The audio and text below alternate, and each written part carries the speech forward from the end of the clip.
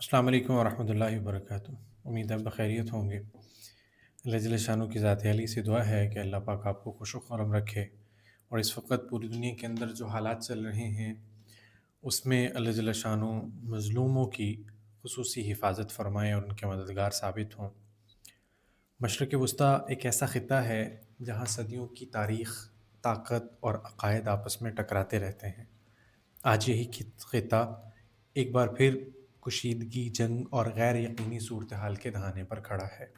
خبروں میں میزائلوں کی باتیں ہو رہی ہیں، سیاست میں اتحاد اور دشمنی کی نئی لکیریں کھینچ رہی ہیں، لیکن اس شور کے درمیان ایک سوال خاموشی سے دنیا کے مسلمانوں کے ذہن میں گردش کر رہا ہے کہ اگر مسلمان ایک امت ہیں تو پھر یہ امت ایک دوسرے کے ساتھ کیوں کھڑی نظر نہیں آتی؟ کیوں کچھ مسلم ممالک امریکہ اور اسرائیل کے ساتھ کھڑے ہیں؟ کیوں کچھ ایران کے ساتھ صف بند ہیں؟ اور کیوں مسلم دنیا خود مختلف محاذوں میں بٹی ہوئی دکھائی دیتی ہے؟ کیا یہ صرف شیعہ سنی اختلاف کا مسئلہ ہے، یا اس کے پیچھے طاقت، سیاست اور عالمی مفادات کی ایک کہانی چھپی ہوئی ہے؟ کبھی مسلم اتحاد کا نعرہ پوری دنیا میں گونجتا تھا، لیکن آج ایسا محسوس ہوتا ہے جیسے وہ اتحاد کہیں راستے میں بکھر کر کے رہ گیا ہو۔ تو سوال یہ ہے، آخر مسلم برادرہڈ کہاں گیا؟ آج ہم اس حقیقت کو سمجھنے کی کوشش کریں گے۔ تاریخ، سیاست اور طاقت کی اس پیچیدگی کی کہانی کے اندر جا کر کے اس کو ہم تفصیلاً دیکھیں گے کہ مسئلہ کہاں پر آ رہا ہے، وہ کون ہے جو امت کو لڑانے کی کوششوں میں لگا ہوا ہے، اور وہ کون ہے جو کہ امت کے ان سارے مسئلوں کے اندر اصل وجہ ہے جس کی بنا پر یہ سارے مسئلے ہمارے سامنے نظر آ رہے ہیں۔ اس سوال کے جواب کو سمجھنے کے لیے کہ کیا ان سارے مسئلوں کے پیچھے مذہب ہے، یا پھر پاور، پالیٹکس اور گلوبل انٹرسٹس جو ہیں ان کو سمجھ کر کے اس مسئلے کو حل کیا جا سکتا ہے۔ اسلامی تعلیمات میں مسلمانوں کو ایک امت کہا گیا ہے، اور ایک ایسا تصور جہاں دنیا کے کسی بھی کونے میں مسلمان مشکل میں ہوں تو باقی مسلمان ان کے ساتھ کھڑے ہوئے ہوں۔ قرآن میں کہا گیا ہے انما المؤمنون اخوۃ، یعنی مومن آپس میں بھائی بھائی ہیں۔ یہی تصور وقت کے ساتھ ساتھ مسلم یونٹی یا مسلم بردرہڈ کے نام سے جانا جانے لگا، لیکن جب موجودہ دنیا کی ریئل پولیٹکس کو دیکھا گیا تو تصویر کافی مختلف نظر آئی ہے۔ یہی تصور وقت کے ساتھ ساتھ مسلم یونٹی یا پھر مسلم بردرہڈ کے نام سے جانا جانے لگا، لیکن جب ہم موجودہ دنیا کی ریئل پولیٹکس کو دیکھتے ہیں تو تصویر کافی مختلف نظر آتی ہے۔ اس وقت مڈل ایسٹ کی جو بدلتی ہوئی سیاست کے مناظر ہیں ان کو ذرا غور سے کبھی بیٹھ کر کے دیکھیے گا۔ آج مڈل ایسٹ میں صورتحال یہ ہے کہ کئی مسلم ممالک ایک ہی صف میں کھڑے نظر نہیں آتے۔ کچھ ممالک امریکہ کے ساتھ اسٹریٹجک الائنس رکھتے ہیں، کچھ ممالک ایران کے ساتھ سیاسی اور فوجی تعاون کرتے ہیں، اور کچھ ممالک اپنی فارن پالیسی پر چلتے ہیں۔ یعنی وہ خطہ جہاں مذہب مشترک ہے وہاں سیاست مختلف راستے اختیار کر چکی ہے۔ ان میں جو سب سے بڑی ڈویژن میرے خیال کے مطابق ہے، that is Shia Sunni division. اس تقسیم کی ایک بڑی وجہ یہی ہے، ایران ایک شیعہ میجورٹی کنٹری ہے، جبکہ سعودی عربیہ اور کئی خلیجی ممالک سنی میجورٹی سٹیٹس ہیں۔ گزشتہ کئی دہائیوں سے ایران اور سعودیہ، ان دونوں کے درمیان میں اثر و رسوخ کی خاموش جنگ چلتی ہوئی نظر آتی ہے۔ یہ ریلیٹلی صرف مذہبی نہیں ہے بلکہ ریلیجنل انفلوئنس کی بھی بات ہے، کہ ہر کوئی اپنے آپ کو جو ہے وہ منوانے کے چکر میں لگا ہوا ہے۔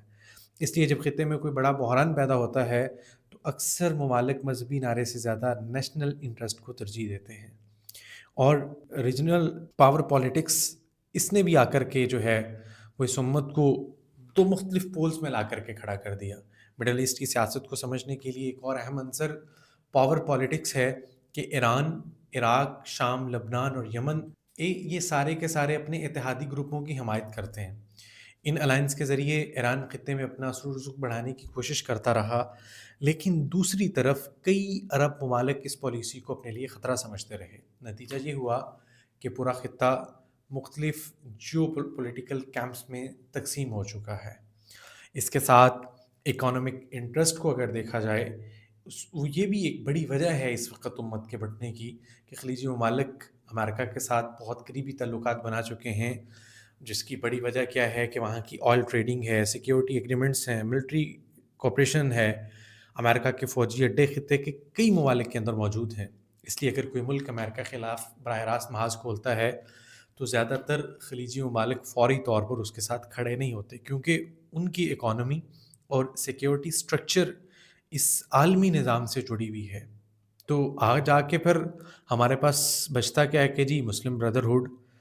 اب اسی بحث میں ایک اطلاع جو مسلم بردرہڈ کی سامنے آئی بھی ہے، یہ ایک سادہ سیاسی و سماجی تحریک تھی جو 1928 میں مصر میں رکھی گئی تھی۔ اس تحریک کا مقصد تھا اسلامی قوانین پر مبنی نظام بنانا، پولیٹیکل اسلام کا فروغ جو ہے وہ اس کے لیے محنت کرنا، مغربی اثرات کی مخالفت کرنا۔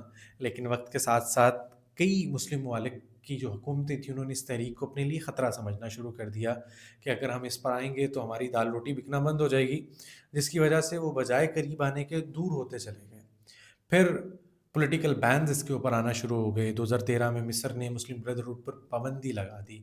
اس طرح سعودی عربیہ اور یو اے ای نے بھی اس تنظیم کو بینڈ آرگنائزیشن قرار دے دیا۔ ان حکومتوں کا موقف ہے کہ یہ تحریک سیاسی عدم استحکام پیدا کر سکتی ہے، اور یہی وہ مقام ہے جہاں مسلم دنیا کے اندر سیاسی اختلاف مزید واضح ہوتے چلا گیا۔ اب اس میں جو ریالٹی چیک ہے، اگر اس پہ ہم بات کریں تو حقیقت یہ ہے کہ اسلامی تعلیمات میں مسلم اتحاد ایک مضبوط نظریہ ہے، لیکن عالمی سیاست اکثر نیشنل انٹرسٹ اس کو جو ہے وہ زیادہ اہم کنسیڈر کرتی ہے، کہ آپ کی طاقت کا توازن ہو، آپ کے معاشی مفادات ہوں، اور عالمی اتحاد، یہ سب عوامل فیصلوں پر اثر انداز ہوتے ہیں۔ اس لیے آج مسلم دنیا ایک متحد بلاک کے طور پہ ہمیں کہیں بھی نظر نہیں آتی۔ کبھی مسلم بردرہڈ کا جو نعرہ لگایا جاتا تھا، پوری دنیا کے مسلمانوں کو ایک کرنے کی امید سمجھا جاتا تھا، لیکن آج کی حقیقت دراصل یہ ہے کہ مسلم دنیا مختلف سیاسی نظاموں، مختلف مفادات اور مختلف اتحادوں میں بٹ چکی ہے۔ اور شاید یہی وجہ ہے کہ وہ اتحاد جس کا خواب کبھی دیکھا جاتا تھا، آج زیادہ تر ایک تصور بن چکا ہے۔ لیکن سوال ابھی بھی باقی ہے کہ مسلم اتحاد دوبارہ حقیقت بن سکتا ہے یا پھر ایک نظریہ ہی بن کر کے رہ جائے گا۔ اگر یہ نظریہ ہے تو اس وقت جو حالات چل رہے ہیں، جو اس امت کو غیروں کے ہاتھوں مار پڑ رہی ہے، تو میرا نہیں خیال کہ ہم اس کو کبھی ختم کر سکیں گے، کیونکہ جب تک اللہ جل شانہ کے حکم کے مطابق امت مل کر کے ایک رسی کو مضبوطی سے نہیں تھام لیتی، تو غیروں میں جس کا دل کرے گا وہ آ کر کے اس امت کی ڈانٹ ڈپٹ کرے، اس کو جہاں دل آئے وہاں اپنی مرضی سے گھسیٹتا پھرے۔ ایک تو وجہ جو ہم یہ سارے مناظر دیکھ چکے، یہ وجہ تو اپنی جگہ پر ہیں، لیکن اس میں سب سے بڑی وجہ یہ ہے کہ آج امت اللہ جل شانہ کی ذات علی کو ناراض کر چکی ہے۔ اللہ جل شانہ کے احکامات کے سامنے ہم اپنے آپ کو جو ہے وہ بھکیر چکے ہیں، اللہ جل شانہ کی طاقت کو ماننے کے لیے تیار نہیں ہیں۔ جگہ جگہ سے جوتے کھا لینے کے بعد، جگہ جگہ سے جو ہے وہ اپنی عزت افزائی اتنی بری طریقے سے کرا لینے کے بعد بھی ہم اپنے قصور کو سمجھنے کے لیے تیار نہیں بیٹھے ہوئے، کہ امت جب اللہ کے حکموں کو، مدنی کریم صلی اللہ علیہ وسلم کے مبارک طریقوں کتابیں پوری کرنے والی ہو جائے گی، تو پھر اللہ جل شانہ کی رحمتیں اور برکتیں اتریں گی، اللہ جل شانہ کی مدد ان کے ساتھ شامل حال ہو جائے گی۔ اللہ کبھی تعداد کو نہیں دیکھتے، اللہ تو اخلاص کو دیکھتے ہیں۔ کبھی تعداد سے جنگیں نہیں جیتی جاتی، اللہ جل شانہ کی مدد سے یہ جنگیں ساری کی ساری جیتی جاتی ہیں۔ تو اس وقت کے جو حالات ہیں، آپ سے گزارش ہے کہ رمضان مبارک اس مقدس مہینے میں امت کے لیے دعا بھی کریں، اور ایران کے اور باقی ممالک کے جو حالات اس وقت سارے الجھے ہوئے ہیں، پوری دنیا درم برم ہے، آ کر کے بالآخر جو ہے وہ غریب ہمیں پستا ہوا نظر آتا ہے کہ پیٹرول مہنگا ہو گیا، مہنگائی ہو گئی، باقی سارے معاملات، اس کی وجہ سے ساری چیزوں پہ امپیکٹ پڑے گا، غریب کا چولہا بجھے گا۔ اور ابھی کہ جی فیول ایڈجسٹمنٹ آ گئی، اتنے ارب روپے قوم پر اور بوجھ پڑ گیا، ابھی پیٹرول آ جائے گا، 50 روپے لیٹر تک بھی سننے میں آ رہا ہے کہ بڑھ جائے گا۔ یہ سارے کے سارے مسائل ایک ہی حل ہے کہ اللہ جل شانہ کے سامنے آ کر کے اپنے آپ کو پیش کر دیں۔ دعا ہے اللہ جل شانہ ہمیں اس دین کو سمجھتے ہوئے اس سے کما حق مستفید ہونے کی توفیق عطا فرمائے۔ السلام علیکم ورحمۃ اللہ وبرکاتہ۔